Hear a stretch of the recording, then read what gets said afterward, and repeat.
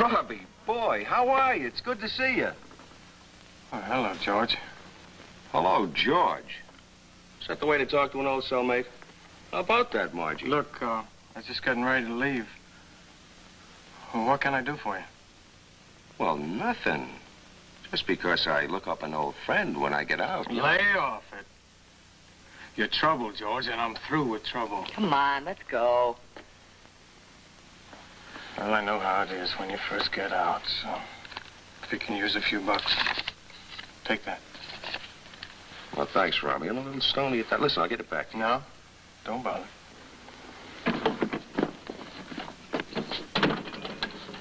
Are you going someplace? Just down to the drugstore. Okay, Robbie. Listen, will you drop me and Margie off at the bus stop? Huh? All right.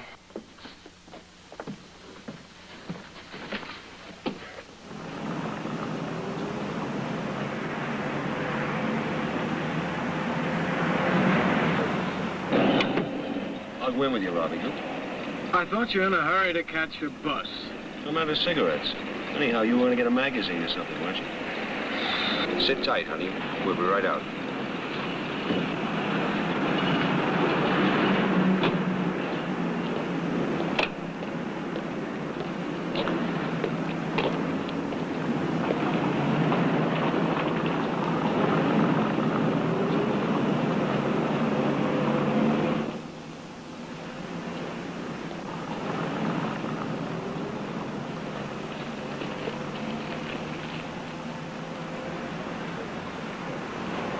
Yes, sir. Just these.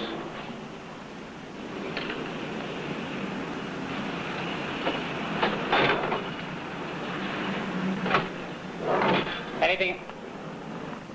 All right, get in the back room. Go on, get in the back room.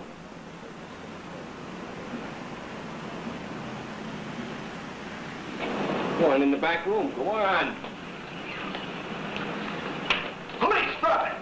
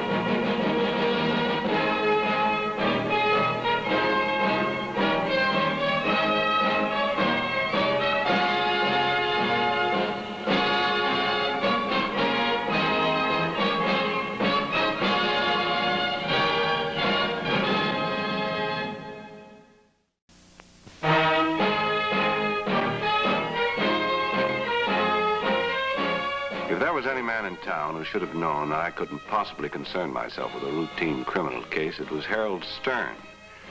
During the years he'd been my law clerk, one of his jobs was to keep people away from me. Now, as a practicing attorney, he stood there himself, asking what he knew I didn't have time to give. Mr. Maris, as you know, this is only my third criminal case. If I go to court with the evidence I have now, Robert Arnold will be convicted as an accessory to murder, the murder of a policeman. He doesn't need a Harold Stern. He needs a Herbert Maris or a Clarence Darrow. If he's that obviously guilty, why'd you take the case?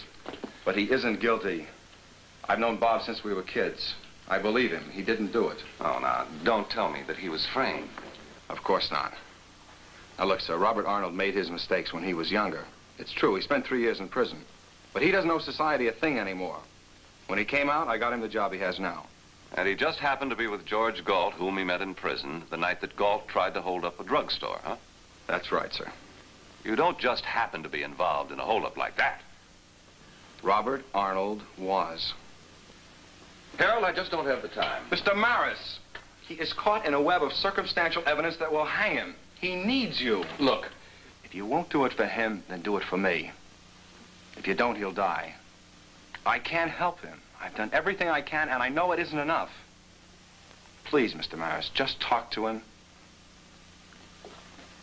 All right. Where is he? In the prison ward of the county hospital. I mentally kicked myself all the way to the county hospital.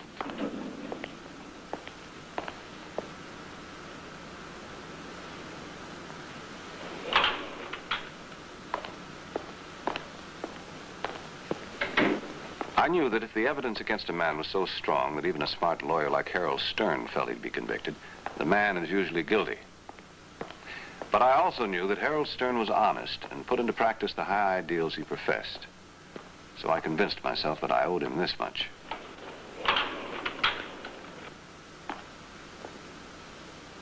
Robert Arnold didn't look like a criminal, but few criminals do. I told him who I was and why I was here. My mind was open. If he wanted to convince me of his innocence, he was welcome to try. Mr. Maris, I don't really expect you to believe it, but it's the truth.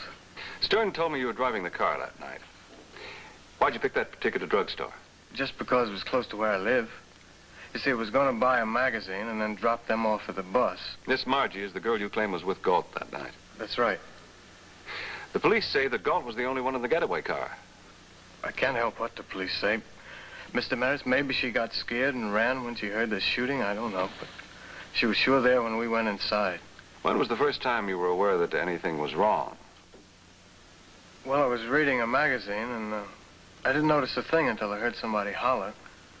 Then there was a shot, and Galt ran for the front door there. Who identified Galt for the police? I did. Guess some people might say I was being a canary, Mr. Maris. But see, I work for a guy named Ed Sparks, and Ed's an ex-convict, too. When he hired me, he said that when you go straight, then you gotta go straight all the way. Then you're on the side of the law. That's exactly where I am now, all the way. Did it ever occur to you that if you hadn't been an ex-convict, you might never have been arrested at all? It occurred to me. But it may be true, it may not be, I don't know. Still, I know it was my fault for being there with Galt in the first place. I sure can't blame the cops for it. I'd laid a trap for Robert Arnold. Most ex-convicts, when rearrested, accused the police of persecuting them. He didn't. It was that attitude and a certain honest frankness about him which persuaded me to take a deeper look into the case.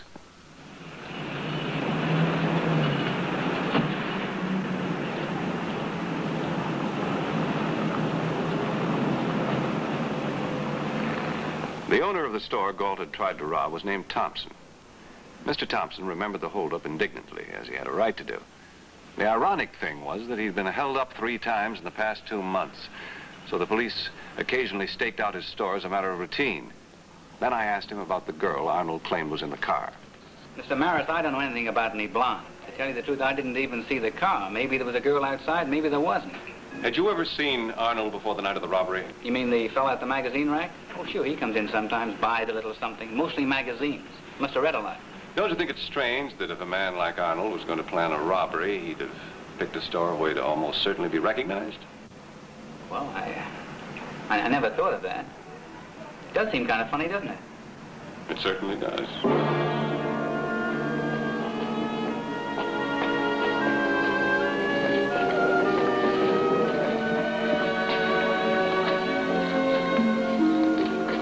Let's try it again, Mr. Malloy. You saw a parked car and you thought somebody was in trouble. That's right. And you stopped. That's right. It's the code of the road like. With $100,000 worth of fur? And I'd like to know just what kind of a police force we have if a person can't even walk down the street at night. How old would you say he was? Who? I tell you, I was nowhere near that market. 4 people positively identified you. The manager, the cashier, the stock clerk. I was playing golf at 7:30. You playing golf 7:30 in the morning don't make me laugh. Why not? Take them away.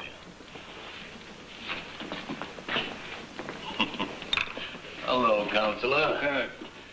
They get tough pretty fast, don't they? Oh, they don't stay tough long. That one won't anyway. A few hours in the tank, you'll come up with a new set of lyrics. Sit down. I don't suppose you came here to invite me to speak to the Bar Association.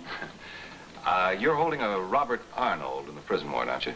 That's right. You interested? Yes, I've been looking into it. Well, I know you don't waste your time on things you don't think important. But the officer I have handling that case is one of my best men. Do you think he might have missed something? I talked to Arnold. I think the boy's innocent. He's an ex-con who just happened to be at the scene of the crime. He was seen coming in the drugstore with a criminal who just happened to be an ex-cellmate of his. He swears he knows nothing about it, yet he left his car parked outside, conveniently, with the motor running. I thought you said you didn't know anything about the case. I said I didn't handle it. So you didn't. But the motor was left running because the battery was dead. I checked it. Well, Counselor, I never expected a man of your integrity to fall for that old line. That's a stock answer from a criminal like Robert Arnold. Have a sandwich? You don't want to talk about it. Oh, there's nothing to talk about. Would there be if an officer hadn't been killed? Do you know how safe you are, Counselor? You know there's not a chance in a million that you'll get shot at on the way home tonight, and do you know why? Because my people stand between you and the guns. There's not a man in this room that doesn't stand a good chance of being dead before morning, and they know it. Maybe we do get a little touchy when some gunman kills a cop. We don't like to see them get away with it. And that goes for the people who back up that gunman. And we have every reason to believe that Robert Arnold backed up George Galt. It's just as wrong if Robert Arnold dies unjustly as it is if a policeman is killed. And I've got every reason to believe that Arnold wasn't involved in that robbery. Can you prove that? No, I can't. But George Galt can. George Galt? The police force has been looking for him for an entire week. I want him real bad. You can look into it if you want to. Who knows, you might come up with something. It's George Galt I'm really interested in. And so we can just forget about Arnold. When a policeman's killed, you stop being a detective and become a judge even before Arnold's brought to trial. Tell me, Weston, you shaved Arnold's head yet? Have you split his pants sleeve? Counselor, you're not always right. Show me a piece of evidence, I don't care how small. Then I'll be on your side, but not until then. All right. I'll do just that.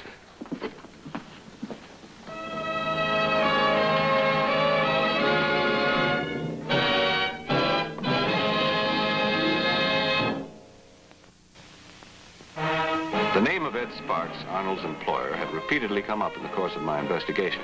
I called on him. Look, Mr. Maris, you're a nice fella. I've heard a lot of good things about you. But don't come to me about Robert Arnold. I don't want a thing to do with him. Why not? You see this place here, Maris? I've got better than 500 people working for me. 50 or 60 of them are ex-cons. You want to know why they're here? Because I'm an ex-convict myself. 18 years ago, when I got out of prison, I couldn't get a job anywhere, doing anything. But I made up my mind I was going straight. Even I had to make my own job, and that's what I did. Well, that's very commendable. I'm not trying to impress you, Maris. But when I hire an ex-convict, I show him this place. I tell him this is what you can do by going straight. I tell him if he works for me, he goes straight all the way down the line. No slip-ups. If he does slip up, makes one mistake, anything more than a traffic ticket, I'm through with him. Finished. Arnold killed himself with me when he got mixed up with George Galt. Tell me, did you talk to Arnold? Did you see him? Did you get his side of the story? Now, wait just a No, minute. no. You just sat there in your big leather chair and judged him. Isn't that what you were just bellyaching about, the way society treats you when you first got out of prison? You're a fine one to talk about cons going straight. You don't even believe in it yourself. Wait a minute, Maris. Well? You know something? You're right. If anybody in this world should know better, I should. Come on back and sit down. Guess I've been getting a little too self-righteous. So you really think Arnold is innocent, huh? I really think so. You'll have a hard time proving it. Hell, I can't prove it at all, but there are two people who can. George Galt and the girl who was with him that night. What do you want me to do? Well, Arnold worked for you. Maybe he told some of his co-workers something that might help. Maybe one of your people knew Galt in prison. Or the girl, I don't know, anything. You got any idea what the girl looked like? Yes, she was in her 30s, blonde, name of Margie. Mr. Maris, I've got men working for me who know places about this town you'd never dream of. I'll talk to them. Might be able to do some good. Wonderful. And thanks, Mr. Sparks. If you learn anything, just call me at the house, will you? I will. Good. Oh, Mr. Maris. Yeah? I'm not used to being talked to the way you talked to me a minute ago. I'm glad you did.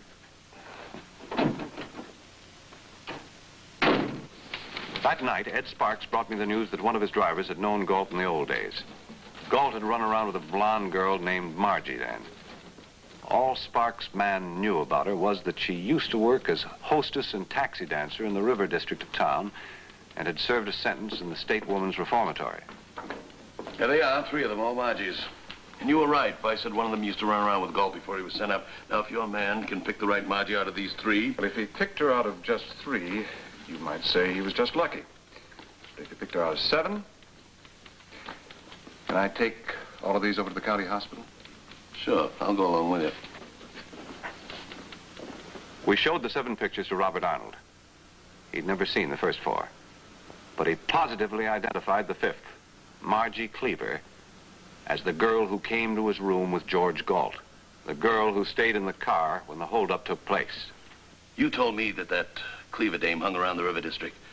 Now, if I gave you copies of her picture, you suppose you could concentrate your salesman in that area for a few days? Who knows? If she's there, one of your men might just knock on her door. The next morning, Ed Sparks passed out a copy of Margie Cleaver's picture to each of his driver salesmen. He instructed them to call him immediately if they saw her anywhere. During the next couple of days, a blonde woman couldn't move in the river district without being scrutinized. We averaged between 5 and 15 false Margie Cleavers an hour. Not only did they not locate her at first, but they were so engrossed in the search that Sparks' salesman forgot to sell can openers. It's only $1.50. Don't you want one? No, I don't want one of your stupid can openers.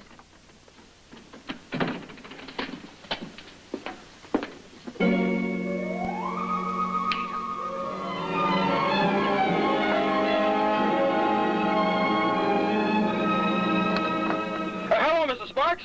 Hi, this is Hal Auerbach. Look, I just found the girl that we're looking for. Half an hour after Ed Sparks was told that one of his salesmen had located Margie Cleaver, I rang her doorbell. Well, hello. I'd like to talk to you for a minute, Miss Cleaver. Miss Cleaver?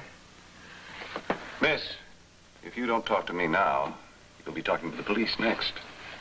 You're not a cop? I'm an attorney. Oh, I don't need a lawyer. Are you sure? Oh, well, okay. Come on in.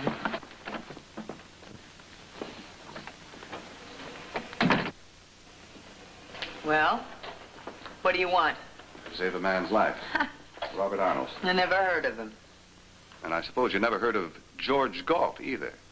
George who? Oh, look, Miss Cleaver. A man by the name of Robert Arnold is about to be tried as an accessory to the murder that George Galt committed. You know where George Galt is? I've got to find him.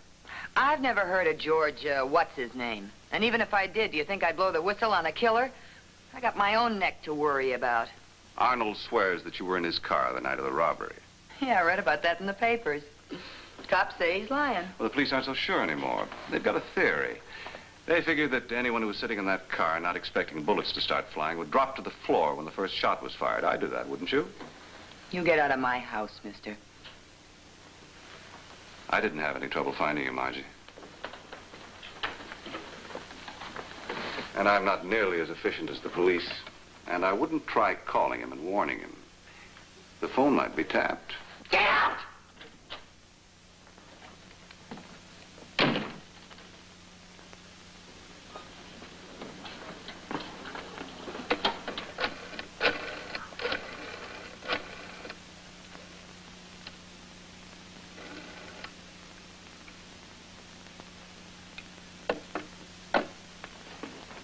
I put in a call to Lieutenant Weston to tell him I'd found the girl. He was out on a call. So I called Ed Sparks, told him what I was doing, and asked if he could spare a man to follow me and keep the police posted. He went me one better. He said he'd follow me himself. It took Margie Cleaver about half an hour to pack. She headed for the nearest bus stop.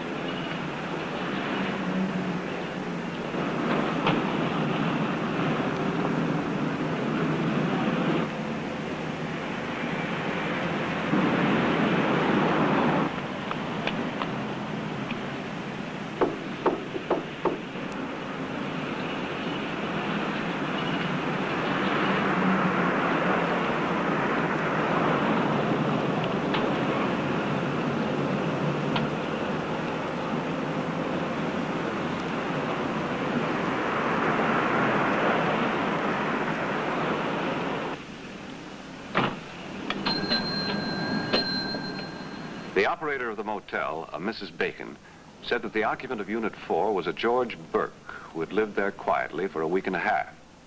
When I gave her a description of George Galt, she said it sounded like Mr. Burke. I asked her if I could use the phone.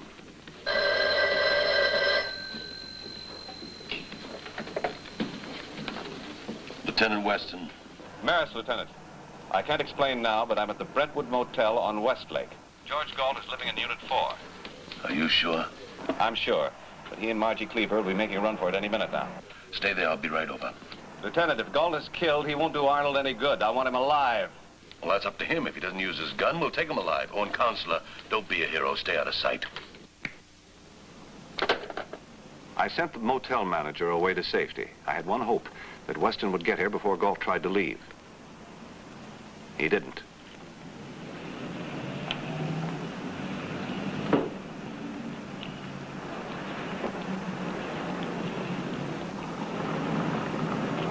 Wait a minute. That's Maris.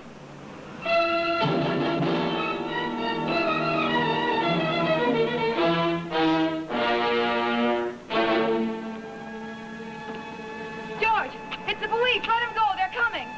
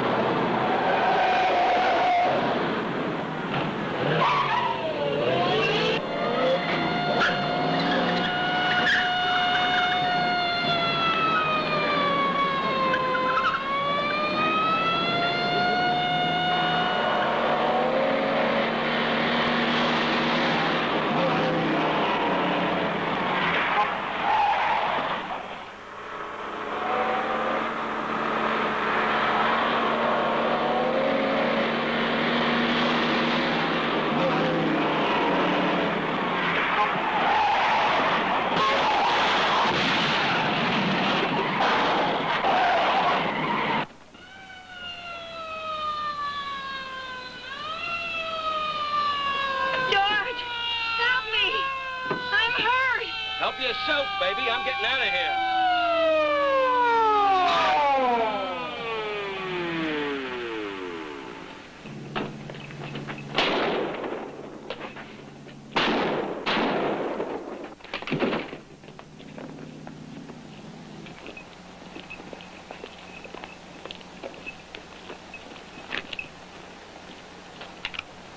Sorry, Herb. I told my men to shoot only as a last resort. You can see they had no choice.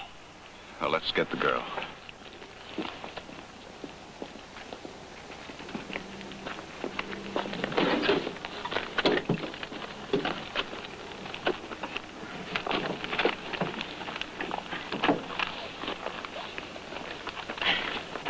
I think my leg is broken. It'll be taken care of. Oh, Margie, he left you in the car again, didn't he? You were in the car that night, weren't you? Yeah, I was in the car. Afterwards, I was afraid... Did Robert Arnold know Galt was going to hold up that drugstore? No, neither did I. I don't even think Galt did.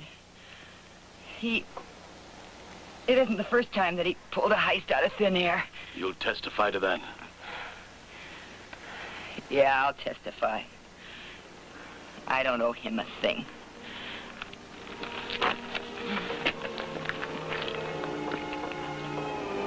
That's good enough for me. I think it's good enough for the grand jury, too.